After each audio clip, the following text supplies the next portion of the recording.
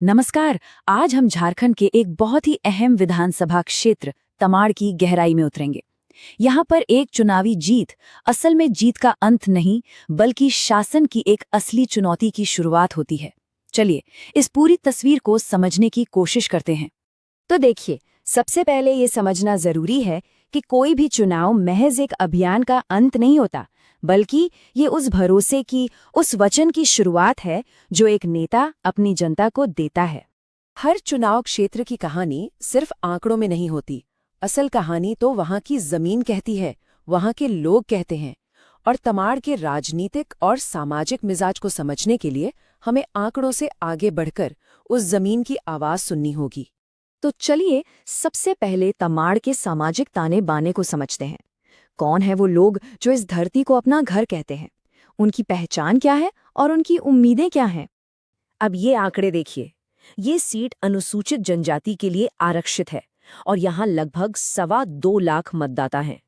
सबसे अहम बात, यहाँ की आबादी का लगभग 43% हिस्सा आदिवासी हैं, जिसमें मुंडा और उरांव समुदाय की भूमिका बहुत बड़ी है। और ये भी याद रखिए कि ये 72% ग्रामीण इलाका है, मतलब यहाँ की चुनौतियां और ज़रूरतें शहरी इलाकों से बिल्कुल अलग हैं।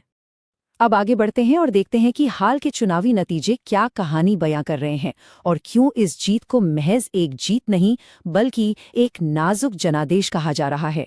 जेएमएम के विकास मुंडा ने जीत तो हासिल की, लेकिन सिर्फ 40.28% वोट शेयर के साथ। अब राजनीति में जब भी आंकड़ा 50% से कम हो तो समझिए कि पकड़ थोड़ी कमजोर है, अस्थिर है। जीत का अंतर 24,000 वोटों से ज्यादा का था। सुनने में ये बड़ा लगता है, लेकिन जिस तरह का यहाँ का राजनीतिक माहौल है, जहाँ हवा का रुख तेजी से बदलता है, ये अंतर बहुत ज्यादा नहीं है। और ये आंकड़ा देखिए, लगभग 75% मतदान। ये क्या बताता है? ये बताता है कि तमाड़ के लोग बहुत जागरूक हैं, सक्रिय हैं। वो अब चुप नहीं बैठते, वो मुद्दों पर अपनी राय रख रहे हैं और उनकी आवाज पहले से कहीं ज्यादा बुलंद है। तमाड़ का चुनावी इतिहास खुद बताता है कि ये एक स्विंग सीट है। यहाँ की जनता ने कभी किसी एक पार्टी को लंबे समय तक सत्ता नहीं सौंपी। पार्टियां और चेहरे बदलते रहे हैं, जो इस बात का सबूत है कि यहाँ का जनादेश कितना नाजुक होता है। तमाड़ की राजनीति पर एक गहरे और दुखद अतीत का साया भी है।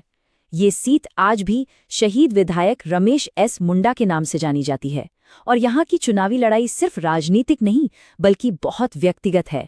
ये उनके बेटे और उस व्यक्ति के बीच की लड़ाई है जिस पर उनकी हत्या की साजिश का आरोप है। तो ये सिर्फ सियासत नहीं, एक भावनात्मक विरासत का सवाल भी है। और यहीं पर हमारे संविधान के मूल्य, जैसे कि हर व्यक्ति की गरिमा और जिम्मेदारी के साथ अपनी बात रखने का अधिकार, और भी महत्वपूर्ण हो जाते हैं। चलिए अब चुनावी समीकरणों से आगे बढ़कर तमाड़ के आम लोगों के रोजमर्रा की जिंदगी में झांकते हैं। उनकी असल चिंताएं क्या हैं, उनकी शिकायतें क्या हैं? लोगों की सबसे बड़ी और गहरी पीड़ा उनकी जमीन को लेकर है। पारसी गोल्ड ब्लॉक पर जो विरोध प्रदर्शन हुए, वो इसी चिंता की आवाज थे। वो कहते हैं कि ये जमीन उनके पुरखों की विरासत है, इसे नीलाम नहीं किया जा सकता, उनकी पहचान इससे जुड़ी है।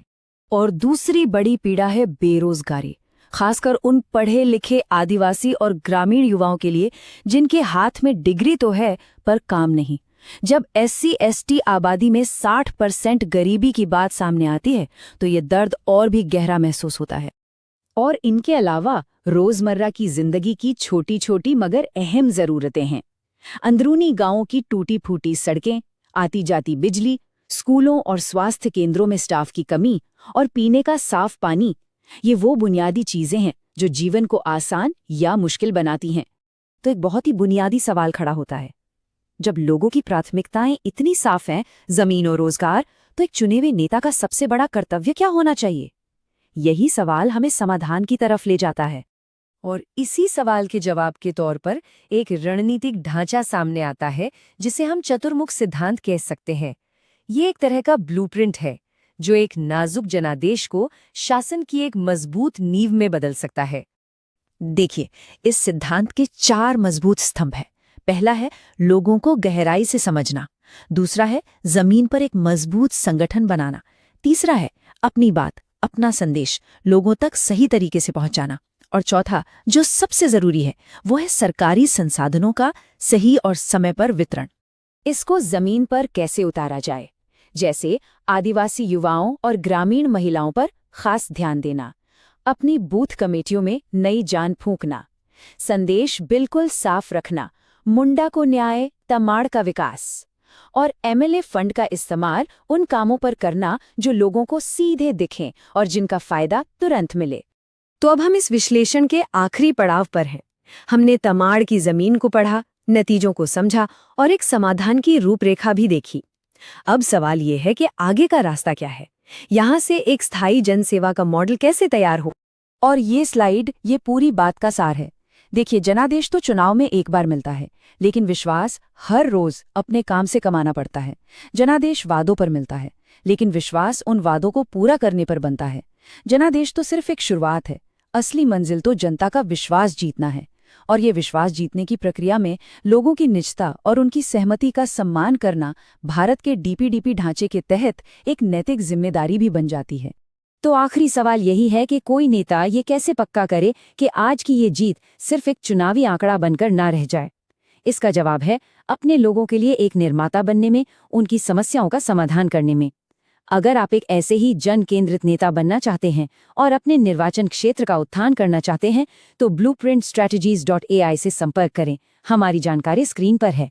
हमारा मानना है, राजनीति से परे एक उद्देश्य।